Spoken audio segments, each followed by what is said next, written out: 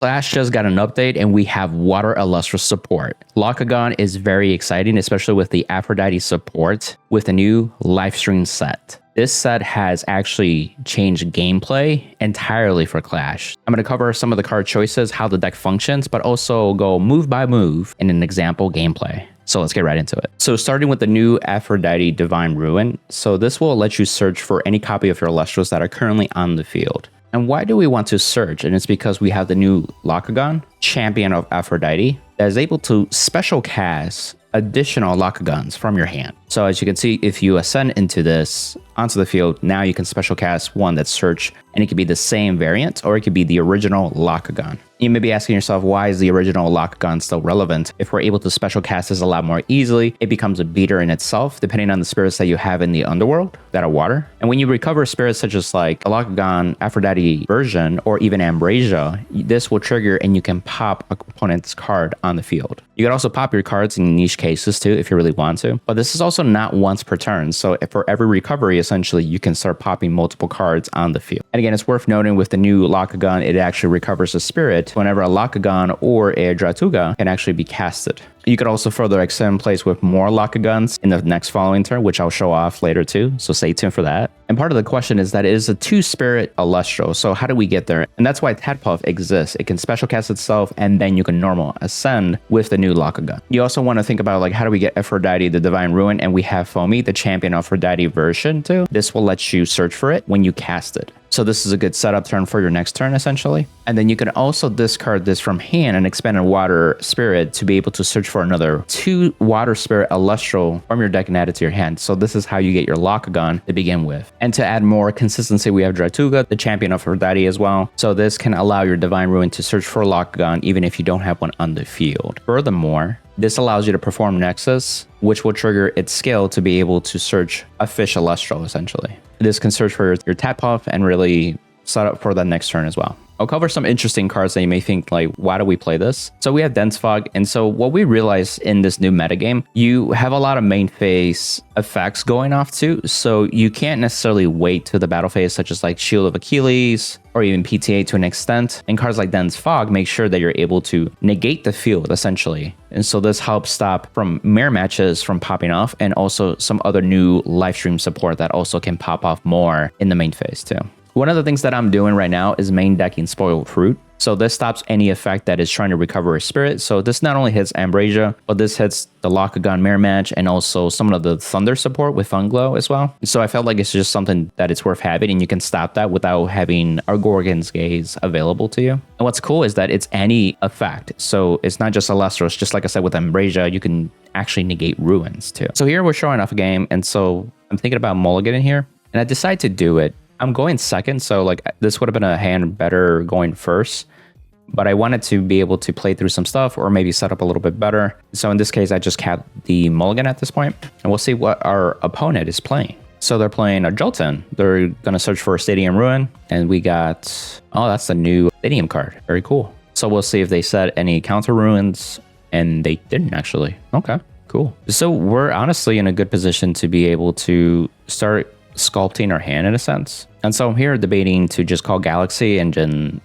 just get rid of the Elestral. Or actually, so I'm going to do the search just to get it out of the way. So there's a time and place for it. So you could wait till later if you want to do it. I just wanted to get it out of the way so I decked in a way and maybe draw into something a little bit different or better on the next turn. And so I'm going to cast Galaxy here, use the effect, stat swap.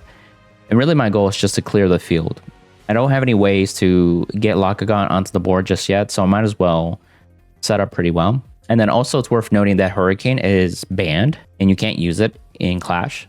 So you don't have to worry about setting too many counter ruins to get blown out by Hurricane. So here we attacked, we got rid of their Elestral. Nothing too surprising. So here, like, we'll see if they start committing some cards here, and we'll kind of react to it with Gorgon's Gaze or even Spoiled Fruit. They're going to expend to draw. Interesting. So that means they're not normal casting.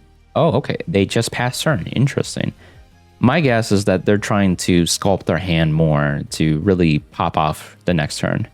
So we drew into Tadpuff, which is actually really good. So our deck actually did pay off in this case. So we're going to special cast it so we can keep our Galaxy too. And then we're going to normal ascend with the new Lochagon. And in this case, since they have nothing, we're just going to go into attack position. So we're going to do the effect to be able to recover a spirit too.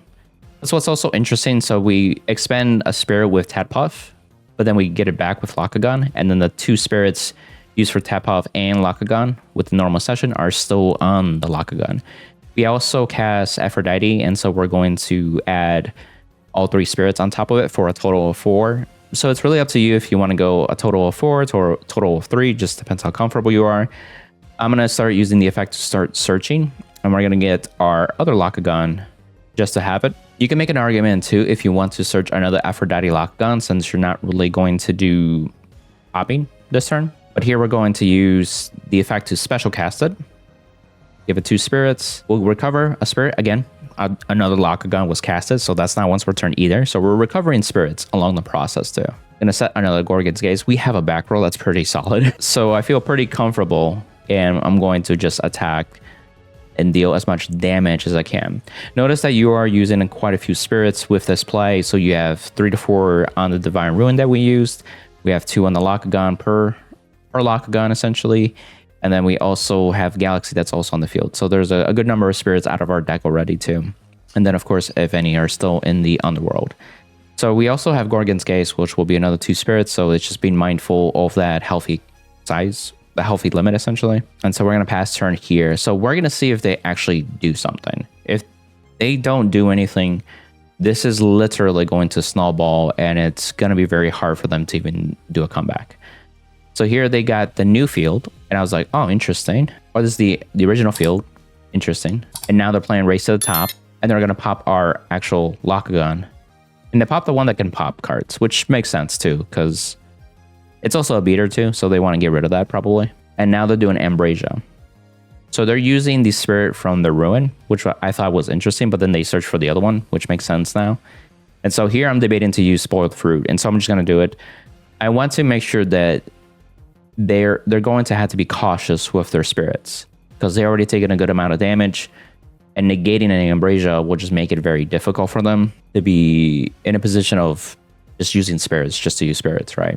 And again, the other one destroys because they use the spirit for that as the enchantment costs, right? And they're going to summon Funglow. And at this point, I'm reading what Funglow does. And now they're going to use the new Stadium Ruin. And now they're going to have a chaining of effects here. And this is where I activate Gorgon's Gaze to negate the Funglow at this point. So we're going to make sure that doesn't go through. Otherwise, they'll special cast Bruntglow, the other Elestro, essentially. They'll still get the recovery of spirits with the new Stadium Ruin, which is fine. But again, they can't even attack with it. It's also very weak, so they're just going to pass turn. So now we're in a very, very good position. So we're going to use Aphrodite to search for, guess what? A Lochagon, right? We're going to search for the OG again, because we played 2 copies. We got the second one. We're going to special cast it, thanks to the one that's already on board. We'll put it next to his homie, and then use the effect to recover, which triggers Lochagon, the OG, to pop something. So we'll pop their Stadium. But the reason is because we can actually run over their Elestro anyway. But we also have Ambrosia. Also thinking of re-enchanting just to deal more spirit damage. So it's up to you. I feel like they were going to pop the original Lochagon again, so I might as well just put it on the Aphrodite version. And now I'm going to do Ambrosia to recover spirits along the way. Now recover 3 spirits, and guess what? That triggers Lochagon again. So we're going to pop their Elestro, clean up their field essentially. And now we're just going to hit hard. Galaxy swings in. The Lochagon has now 3 spirits thanks to re-enchanting it. You see that spirit damage 1, 2, and 3 there. And now for the original Lochagon to deal 2 more, dealing massive damage this turn.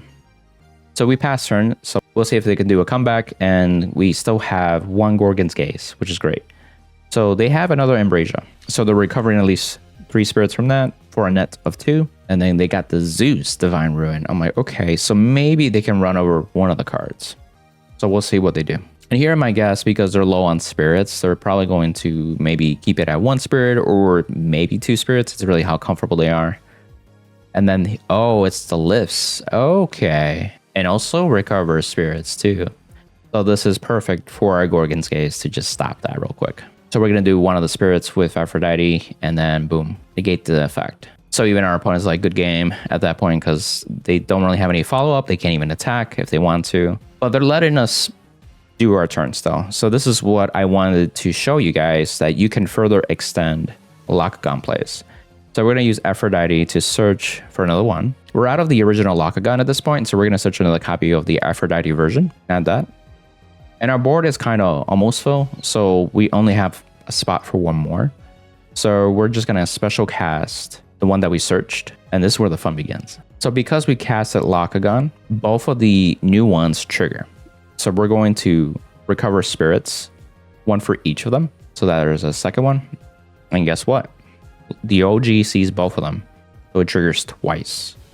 So we're going to be able to pop both their Rune and their Elestral, which is pretty nutty. And at this point, it's like just attack for game. There's not even a point to re-enchant something. It's pretty much GG at that point. But yeah, I wanted to show that off. So again, I hope you enjoyed this. This has been a blast, actually finally touching live stream support with Water Elestrals in Clash. Let me know your thoughts in the comments below too. If you have any suggestions or questions, happy to have conversations. Also, if you want to support me through Clash, use the creator code commanderjaime on your in-game purchases as well. If you want to see more Elestrals content, then feel free to check out more videos right here. Bye!